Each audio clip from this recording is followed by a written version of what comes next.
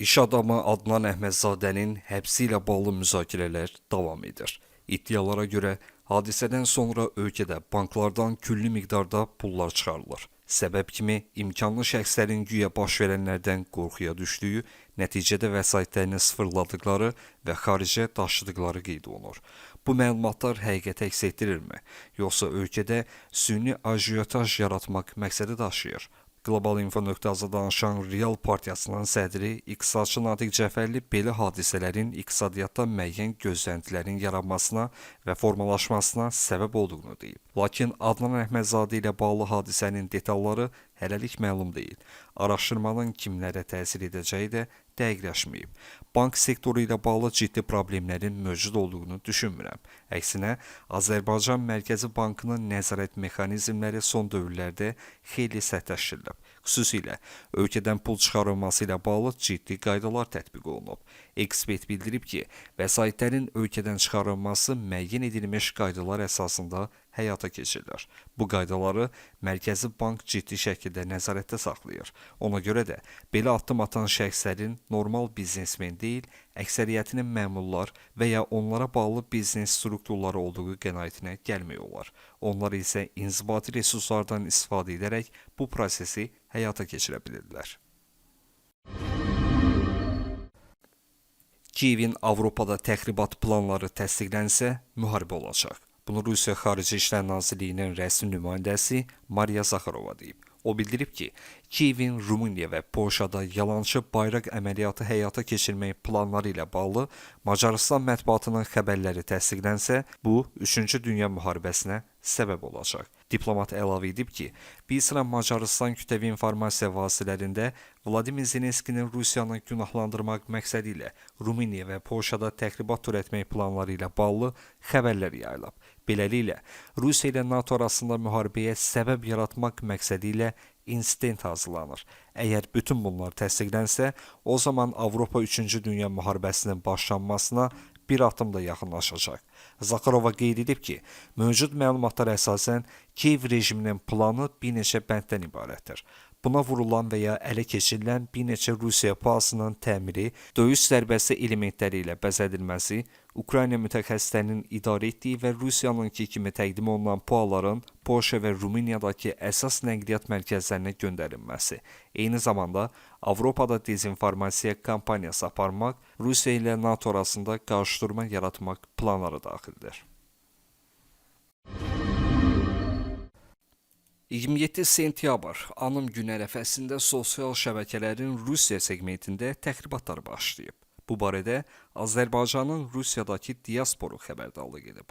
Rusiyanın Sankt-Peterburq şəhərində bəzi anonim qüvvələr sosial şəbəkələr vasitəsilə milli ədavəti qızışdırmaq cəhdinə başlayıb. Qeyd edək ki, 27 sentyabr Azərbaycanda anım günü, 44 günlük Vətən müharibəsinin başlanğıc tarixi kimi qeyd olunur. Məlumata görə, təxribatçı qüvvələr həm Azərbaycanlıları, həm erməniləri, həm də Peterburq şəhər hakimiyyətini prosesə cəlb etməyə çalışır. Bu isə açıq-aşkar təxribat kimi qiymətləndirilir. Xatırladaq ki, 8 avqustda Ermənistan və Azərbaycan Vaşinqtonda döyüşlərin dayandırılması ilə bağlı birgə bəyanat imzalayıb. Rusiya Xarici İşlər Nazirliyi də Prezident İlham Əliyev və Ermənistan Baş naziri Nikol Paşinyanın ABŞ-da keçirilən görüşünü müsbət qiymətləndirib.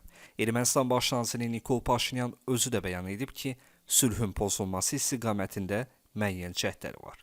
Diaspor nümayəndələri qeyd edir ki, bu cür həssas vaxtda Peterburqdakı Azərbaycanlıları və şəhər rəhbərliyini Ermənistan-Azərbaycan münasibətlərinin xarici siyasət gündəliyinə sürükləmək yol verilməzdir. ABŞ prezidenti Donald Trump'ın Rusiyalı həmkarı Vladimir Putinin strateji silahların azaldılması müqaviləsi müddəalarına əməl etmək öhdəliyi təklifinə bu həftə cavabı gözlənilir.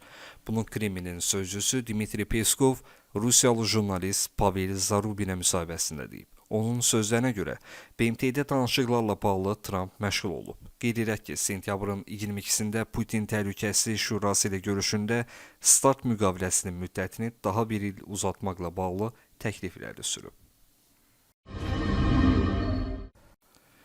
Belarus ölkənin şərqində Ukraynanın Rusiya tərəfindən işğal olunmuş ərazilərini elektrik enerjisi ilə təmin edə biləcək atom elektrik stansiyası tikməyi təklif edir. Bunu Belarus prezidenti Aleksandr Lukashenko deyib.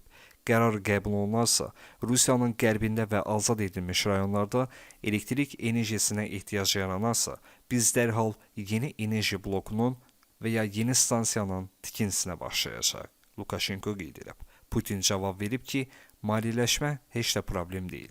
Elektrik enerjisini qəbul edən və tələb olunan tarifi ödəyən istehlakçı varsa, bu heç də problem deyil.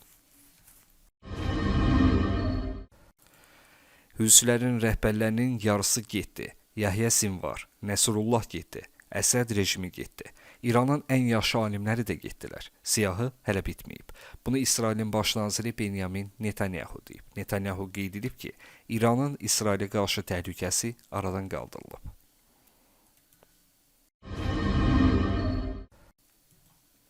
Almaniya Avropa ölkələrinin İranla nüvə proqramına dair danışıqların nəticəsiz qalmasından sonra Tehrana qarşı geniş miqyaslı BMT sanksiyalarının bərpa edildiyini açıqlayıb.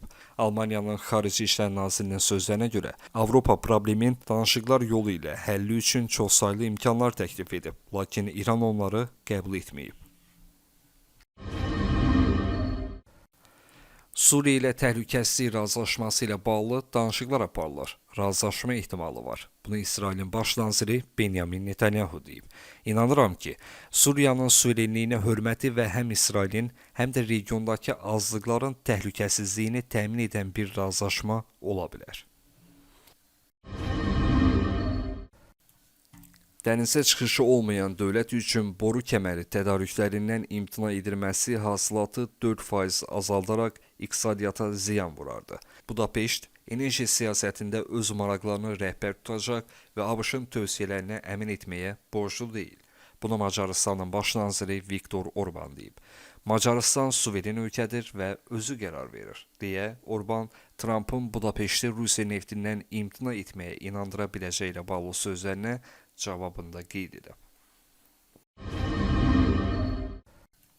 Almaniyada artıq sülhdən danışmaq olmaz. Bu barədə Almaniya kansleri Friedrich Merz davamlı iqtisadi inkişafa və rəqəmsal suverenliyə həsr olunmuş Schwarz Ekosistem sammitində çıxışında deyib. Biz müharibədə deyilik, lakin biz artıq sülh şəraitində də yaşamırıq. Hər gün diversiya aktı, data mərkəzlərinin sıradan çıxarılmasına cəhd, kiber hücumlar, deyə o əlavə edib.